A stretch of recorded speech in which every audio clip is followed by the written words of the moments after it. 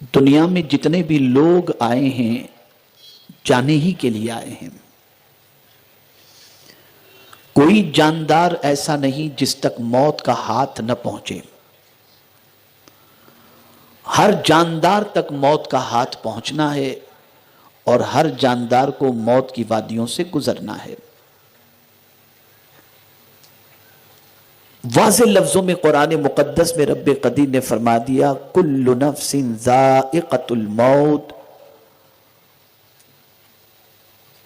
ہر نفس کو موت کا ذائقہ چکھنا ہے. موت کیا ہے؟ ایک ذائقہ ہے، اور ذائقہ اچھا بھی ہوتا ہے اور ذائقہ برا بھی ہوتا ہے.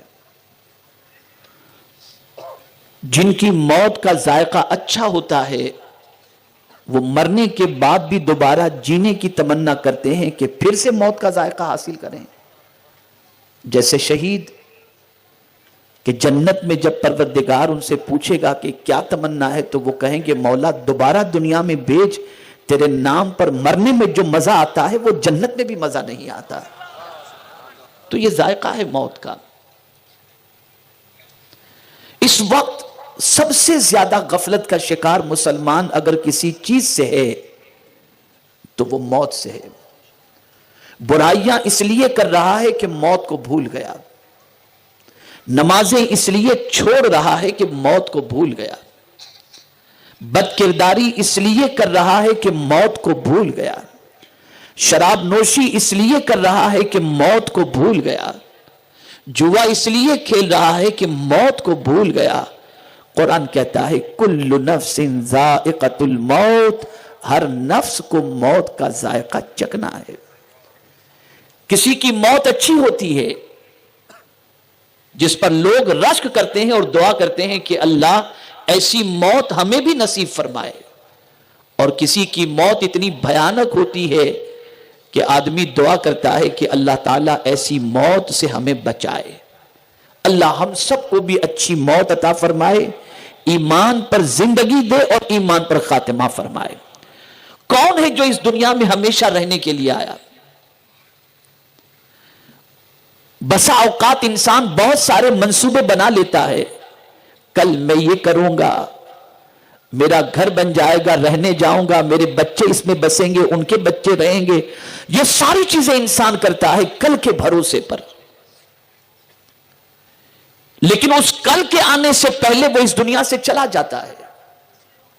میرا اپنا ایک جملہ ہے، اگر اسے دل و دماغ میں محفوظ رکھ سکتے ہوں تو رکھ لیں، اور وہ جملہ یہ ہے ہم کل کی فکر کرتے ہیں اور پل کی خبر نہیں. ہم کل کی فکر کر رہے ہیں اور پل کی خبر نہیں. اور اللہ والوں کی سچویشن یہ تھی کہ وہ ہر پل کا خیال کرتے تھے کہ کہیں یہ پل یاد الہی سے غفلت میں نہ گزر جائے.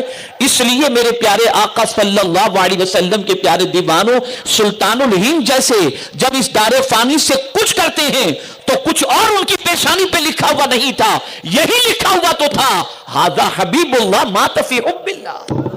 یہ اللہ کا حبیب اللہ کی محبت میں اس دنیا سے کچھ کر گیا. موت اس سے کوئی راہ فرار اختیار نہیں کر سکتا. باڈی گارڈ کے درمیان زندگی گزارنے والا بھی موت سے نہیں بچ سکتا. بلیٹ پروف جیکٹ پہننے والا بھی موت سے بچ نہیں سکتا. منصوبے ہزار کوئی بنا لے لیکن اسے نہیں خبر کہ اس کی موت کب آنی ہے اور کب اسے موت کی آغوش میں جانا ہے. لیکن میرے پیارے آقا صلی اللہ تعالی علیہ وسلم کے پیارے دیوانوں، جتنی بھی آج برائیاں ہو رہی ہیں اس کی سب سے بڑی وجہ یہ ہے کہ انسان یہ سوچ رہا ہے گویا یہیں اسے رہنا ہے، جانا ہی نہیں. اسی وجہ سے تو جتنی بھی تیاریاں اس دنیا میں انسان کر رہا ہے ایسا لگتا ہے جیسے پرماننٹ رہنے کے لیے کر رہا ہو، یہاں سے اسے جانا ہی نہیں. تو میرے پیارے آقا صلی اللہ علیہ وسلم کے پیارے دیوانوں، موت برحق ہے.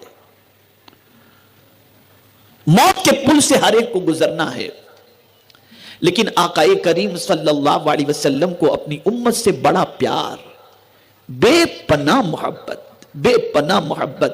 ماں اپنے بچے سے جتنی محبت نہیں کرتی اس سے کئی گنا زیادہ حضور اپنی محبت، اپنی امت سے محبت فرماتے ہیں.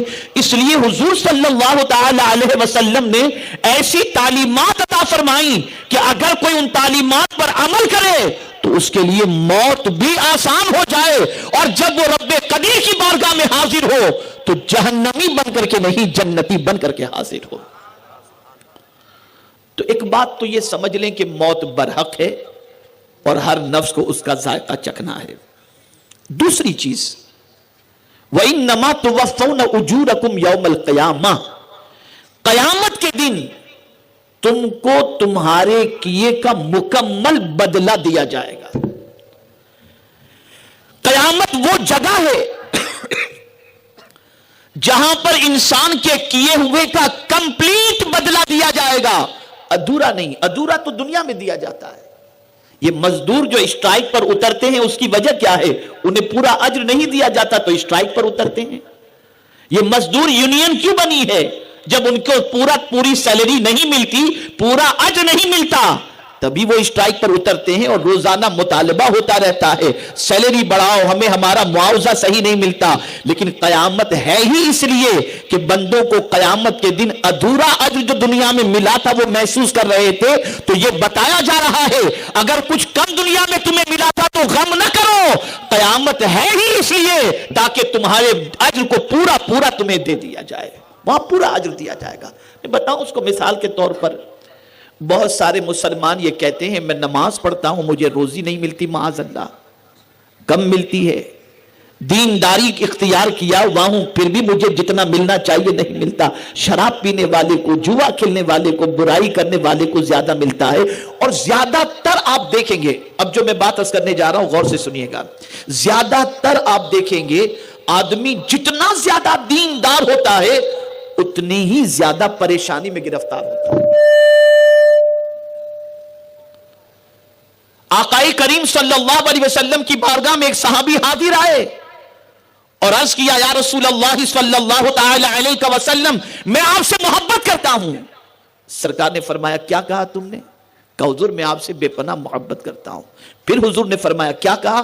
کہا حضور میں آپ سے بے پناہ محبت کرتا ہوں. تو سرکار نے فرمایا پھر مفلسی کے استقبال کے لیے تیار رہو. یہ حضور نے فرمایا. اور جتنے بھی آپ دیندار دیکھیں گے اولیاء ہوں، اور سب سے زیادہ دین تو انبیاء کی زندگی سے چھلکتا ہے، لیکن خدا کی قسم سب سے زیادہ آزمائش اور ابتلا کے اندر اگر کوئی رہا ہے تو وہ انبیاء کی جماعت رہی ہے. انبیاء کی جماعت رہی ہے. جس مولا علی کرم اللہ تعالی وجہہ الکریم کے نام سے ہم اپنی مشکلوں کو دور کرتے ہیں اور کہتے ہیں مولا علی مشکل کشا، لیکن آپ اگر صحابہ کی زندگی کا مطالعہ کریں تو صحابہ میں سب سے زیادہ مشکل میں مولا علی ہی تھے. جن کے نام سے مشکلیں ٹلتی ہیں وہ سب سے زیادہ. لیکن کوئی یہ نہ سمجھے کہ دیندار پر اگر کوئی مصیبت آتی ہے تو اس کے گناہ کی وجہ سے، یہ اولیاء کی بات کر رہا ہوں، نہیں. اس لیے کہ قرآن نے کہا تم کو تمہارا اجر مکمل دیا جائے گا. اب ان کی شان محدثین فرماتے ہیں، مفسرین فرماتے ہیں کہ جنت میں ایک درخت ہے جس کا نام ہے شجرۃ البلوا. اس درخت کے نیچے جو دنیا میں دیندار تھے اور مصیبت میں گرفتار تھے ان کو وہاں پر رکھا جائے گا اور ان پر انعام و اکرام کی بارشیں ہو رہی ہوں گی، اللہ کی نعمتوں کی بارشیں ہو رہی ہوں گی. جب پوچھا جائے گا کہ ان کی کون سی نیکیاں ایسی ہیں جس وجہ سے ان پر اتنا انعام و اکرام ہو رہا ہے تو جواب ملے گا یہ وہ بندے ہیں جو دنیا میں مصیبت میں گرفتار تھے اور اس مصیبت پر وہ شور مچانے کی بجائے ہمارے فیصلے پر راضی تھے اور صبر کرتے تھے. آج ان کا مکمل اجر ان کو دیا جا رہا ہے.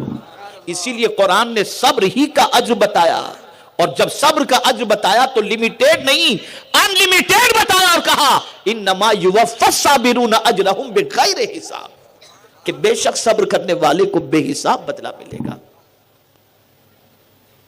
تو قیامت اس لیے ہے تاکہ ہر ایک کو مکمل اجر دیا جائے، یہاں تک کہ اگر کسی کو راستہ بھی کسی نے دکھایا تو اس کا بھی اجر ضائع نہیں ہوگا، اس کا بھی اجر اللہ قیامت کے دن عطا فرمائے گا۔